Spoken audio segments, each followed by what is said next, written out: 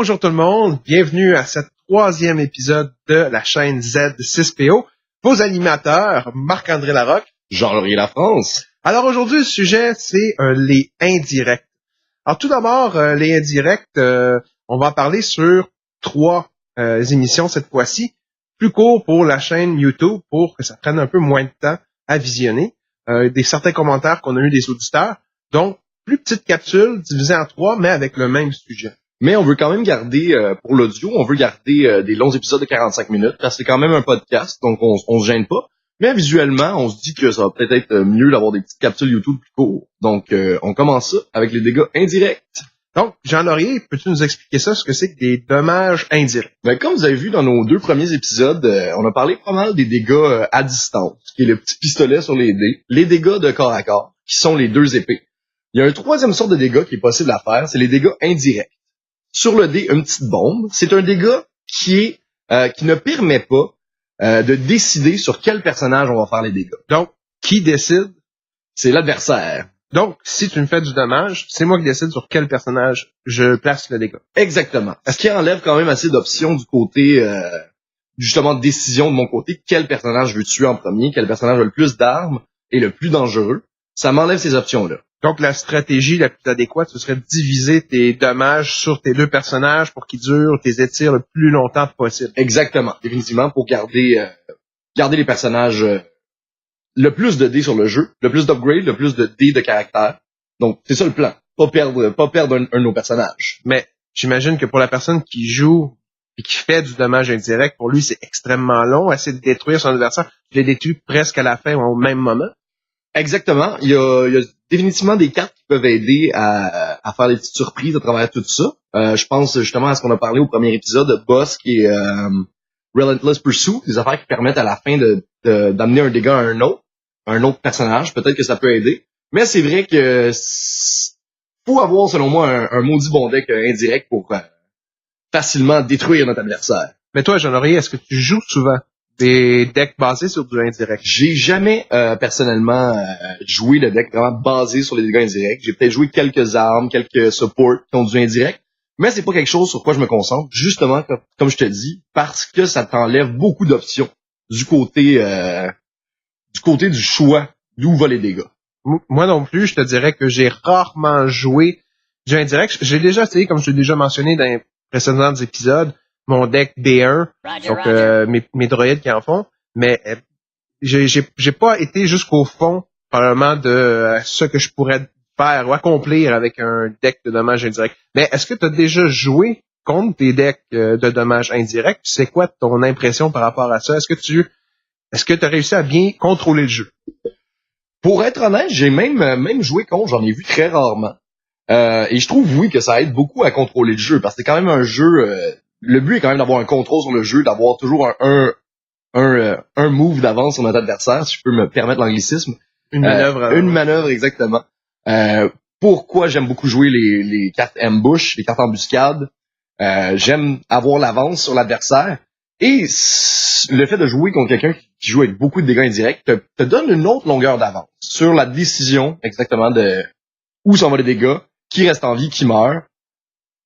Donc non, j'ai pas joué souvent et je trouve que ça te donne, jouer contre ce genre de deck-là, ça te donne une carte de plus dans ton jeu par la faute de l'adversaire, parce qu'il a décidé de se concentrer sur l'indirect.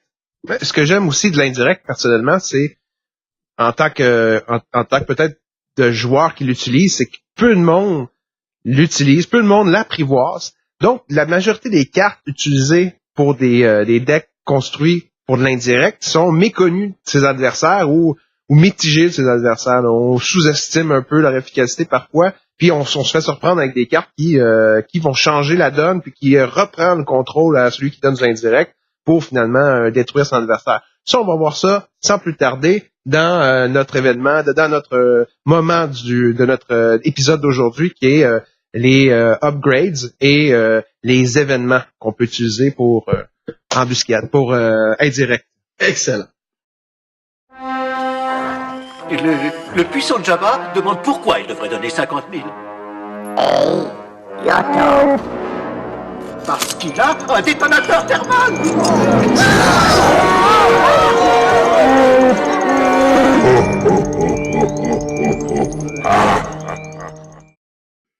Donc, le premier upgrade qu'on va vous parler aujourd'hui, qui monte des dégâts indirects, est sûrement le dé qui monte dans le jeu le plus de dégâts en général et le plus de dégâts indirects. Je parle ici de la Fragmentation Grenade, upgrade qui coûte 1, un upgrade vilain rouge, la carte 15 dans l'édition Legacy. La Fragmentation Grenade monte 5 côtés de dégâts sur le dé et un blank. 3 faces qui montent 1 de dégâts indirects, une face qui monte 2 de dégâts indirects et une face qui monte 3 de dégâts indirects. Ce qui est quand même très intéressant du côté des dégâts, c'est qu'il nous donne 5 chances sur 6 de faire du dégât. Donc, la seule façon que tu fais pas de dommages indirects, c'est de prendre la face qui est black. Exactement. Donc, une chance sur 6, c'est quand même très peu. La seule affaire qu'il y a sur cette carte-là qui est un peu plus difficile, c'est l'habilité qu'il y a dessus. Quand le dé est résolu, vous devez le discarter du jeu, sauf si vous dépensez une ressource. Ça, ce qui va un peu nuire à notre courbe de ressources dans le jeu. Mais c'est quand même très intéressant pour le nombre de côtés de dégâts qu'on monte dessus. Mm-hmm. Le deuxième upgrade qu'on aimerait parler... Je t'arrête ici. L'habileté spéciale de cette carte-là, c'est tu payes 1 pour garder ta grenade en jeu, si j'ai bien compris. Exactement. Paierais-tu, toi, 1 point de ressources à chaque fois pour avoir une chance sur 3 de faire un dommage indirect? Pour un indirect, c'est dur pour une ressource, j'avoue. C'est sûr que tout dépendant de comment le deck a été construit, il y a peut-être des événements que oui, je le ferais, mais en général, les ressources, c'est important de bien les utiliser, de bien en profiter. On n'en a pas beaucoup durant la partie, surtout si on n'a pas un paquet de cartes qui amène à faire beaucoup de ressources. Donc, si on fait le calcul en général, comme on a dit, premier épisode, 3 à 4 tours une partie, on tombe sur un maximum de 6 à 8 ressources durant la partie. Est-ce que ça vaut une ressource de garder un dé en jeu qui monte 3 maximum d'indirect? Je ne crois pas, non. Non, parce que si ça dure 3 tours, ça vient de te coûter 3 de cost. Ouais. Exactement. Prochaine carte, Jean-Marie. Prochaine carte, le Autocannon. Un upgrade encore rouge neutre. La carte numéro 62. Encore ici, une arme qui coûte 3. Déjà là, je trouve que ça coûte cher. Mais bon, ça monte beaucoup de dégâts indirects si c'est vers ça qu'on veut s'en aller. On parle ici d'un dé qui monte 3 de dégâts à distance pour une ressource, plus 4 de dégâts à distance pour une ressource, 3 de dégâts indirects, plus 4 indirects et une ressource, un blank. Beaucoup de côtés de dégâts encore sur ce dé-là. Les dégâts les dégâts à distance, malheureusement, sont payants. Encore une fois, un upgrade à 3 de ressources te demande de payer 1 ressource pour chaque fois qu'on veut faire un dégât. C'est pas facile. Non, mais quand tu joues du indirect, par contre, un plus 4 indirect, un 3 de base indirect, ça peut être assez intéressant. Encore une fois, c'est une carte que je ne jouerais pas, sauf si je joue du indirect. Exactement. Et c'est peut-être là que ça peut être efficace avec le Fragmentation Grenade dont on vient de parler. Le plus 4 de dégâts indirects peut facilement s'appliquer sur un dé qui a déjà 5 chances de tomber sur une face indirecte. Ça peut être très intéressant. Faut que la construction du deck soit axée là-dessus, par exemple. Parce que sinon, je crois pas qu'on s'en va nulle part avec ça. Bon. Moi, je vais vous présenter Force Wave, donc carte bleue, numéro 57 dans Legacy. Force Wave, c'est donc que si vous avez vu les films Star Wars, les téléséries Star Wars, c'est lorsqu'on, surtout les jeux vidéo qu'on voit Force Wave, là, Force Unleashed. Ouais, on envoie par un onde tous ceux qui sont devant nous revolent. Donc, le dé est assez intéressant. Une carte qui coûte 3 ressources quand même. Rarement utilisée le premier tour de jeu, à moins qu'on s'arrange pour, là. Mais on le voit souvent à partir du deuxième tour de jeu. Force Wave qui a une phase de 2 dommages indirects, 2 phases de 2 dommages indirects, une phase de ressources, 2 phases de special et un blank. Le special, c'est faire 3 dommages à un personnage, puis 2 dommages à un autre personnage, puis finalement 1 dommage à un troisième personnage. Donc, il se peut que vous vous blessiez vous-même dans vos personnages, ce qui, dans le fond, repousse certains joueurs à l'utiliser. Il faut surtout pas oublier, en plus, que le spécial est payant. Il faut payer une ressource pour activer le spécial. Une bonne carte très intéressante si on joue contre un adversaire qui a 3 ou 4 personnages ou beaucoup de personnages. Mais c'est assez spécifique encore une fois. On en a parlé aussi dans les dernières émissions. Est-ce qu'on va mettre ça dans notre paquet de cartes si on ne sait pas contre qui on joue? Et surtout qu'on voit beaucoup plus souvent des paquets de cartes avec 2 characters élites. On voit moins, je crois, des paquets de cartes à 3 personnages, 4 personnages. C'est moins vu. Donc, c'est une bonne carte sur l'indirect. Encore une fois, est-ce compétitif? Mais surtout que c'est bleu seulement pour l'utilisation. Donc, si vous avez un deck avec personnages multicouleurs, Ça dépend. C'est encore très circonstanciel. L'autre carte que je veux vous présenter, c'est la carte 16, encore une fois de Legacy, qui est carte rouge, Grand Moff. Donc, les Grand Moff, ça se trouve être un peu des seigneurs dans Star Wars qui contrôlent des planètes et des systèmes au nom de l'Empire. Des seigneurs militaires qui contrôlent des planètes, des systèmes. Généralement, ils ont fait construire pour impressionner l'empereur des croiseurs galactiques, généralement des Star Destroyers. Donc, un Grand Moff, un peu comme Admiral Tolkien dans les films Star Wars, c'est bien représenté, je pense, par la carte qui nous est proposée, qu'on vous montre aujourd'hui. Donc, Grand Moff coûte 4 à jouer, carte rouge, vilain, toujours, étant donné que c'est le côté de l'Empire. Une face, 2 dommages indirects, une face, 3 dommages indirects, une face, 2 de focus, une face, 3 de focus. 3 de focus. Très fort. Presque du jamais vu. Presque du jamais vu. 2 cartes à faire discarter à son adversaire très fort. Et la dernière face, c'est un 2 de ressources. Donc, une carte qui a toutes ses faces pour vous aider à neutraliser ou attaquer votre adversaire, ce qui est très fort, en plus d'avoir une power action. Exactement. La power action qui vous permet d'utiliser l'habilité de claim sur le battlefield. Donc, ça peut être très intéressant si votre construction de deck, vous avez décidé d'avoir quelque chose que vous avez vraiment besoin souvent sur votre battlefield, le claim, vous savez que vous allez pouvoir vous en sortir avec Grand Moff. C'est très utile. Vous allez pouvoir faire plein d'actions parce que, justement, plus on envoie aussi des spoilers, des nouveaux trucs qui vont sortir, on peut faire des affaires très intéressantes sur le claim. La grosse faiblesse, je trouve, encore une fois, de ces cartes-là, on parle souvent de coûts, est quand même 4 de coûts. C'est quand même difficile à plugger. Mais, un 3 focus, un 2 focus, un 3 focus, 2 faces de dommages, très, très intéressant, pour arriver à dépenser le 4 de ressources pour le jouer. Personnellement, c'est une carte que j'aime jouer, puis que je pense que je vais continuer à jouer, surtout avec les cartes qui vont sortir prochainement. Je pense que c'est une carte qui coûte cher, mais qui vaut son pesant d'or. Donc, si tu réussis à la jouer en deuxième tour, ça peut rapidement changer la partie, là, puis t'améliorer ton jeu à toi, puis nuire à l'adversaire aussi avec les cartes, 2 discartes et les indirects dommages. Ah oui, c'est très bien. Oh là là, mais il y a quelque chose qui ne va pas, je ne vois plus rien. Ah oui, ça c'est beaucoup mieux. Attends.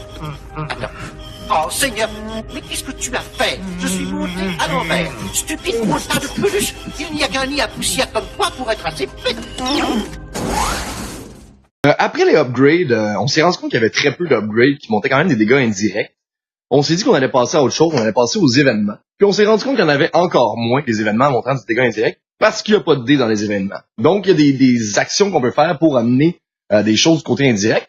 Donc, on a trouvé 3 événements pour vous qui amènent à des dégâts indirects dans la construction d'un dégât indirect qui peuvent être très intéressants. Veux-tu nous parler du premier? Oui, le premier, c'est Lock and Loaded. Coûte un ressource, carte rouge, neutre, qu'on retrouve dans la collection Legacy, carte numéro 139. Donc, c'est reconnaître, voir, spot 2 personnages rouges.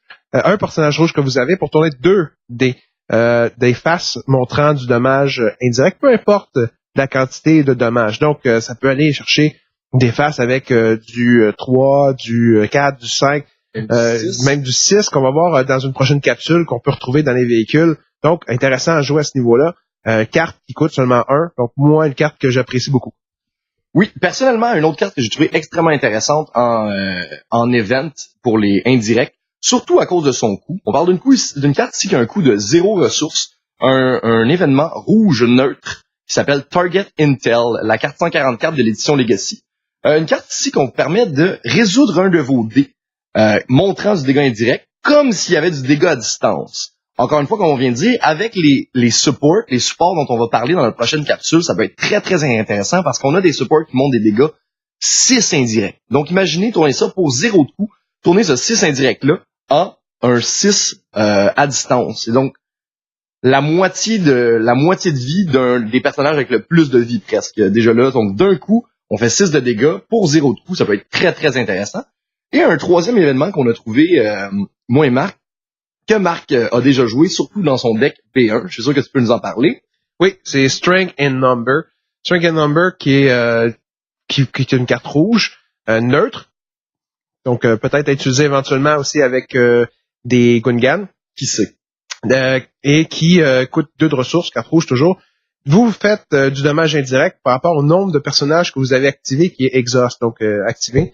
Et calculez si vous avez des B1, pouvez en avoir jusqu'à 5. C'est une carte que vous voulez avoir dès le début dans votre main. Donc, quitte à utiliser votre mulligan pour essayer de réfugier 5 nouvelles cartes afin de l'obtenir dès le premier tour. Parce que plus vous avez de personnages, plus vous faites des dommages indirects. Donc, 4-5 personnages, 4-5 dommages indirects dès le premier tour. C'est intéressant, c'est puissant et c'est le temps de l'utiliser, c'est vraiment le premier, deuxième tour maximum. La carte 141 de l'édition Legacy, quand même pas si facile à jouer, par exemple, malgré son coût et le fait que les personnages doivent être exhausts, donc doivent être avoir été utilisés ce tour-ci, ce qui rend ça quand même un peu plus difficile. On passe à la prochaine capsule, la capsule support et caractère. Pour ceux qui nous écoutent sur la chaîne YouTube, c'est la prochaine épisode. Restez là.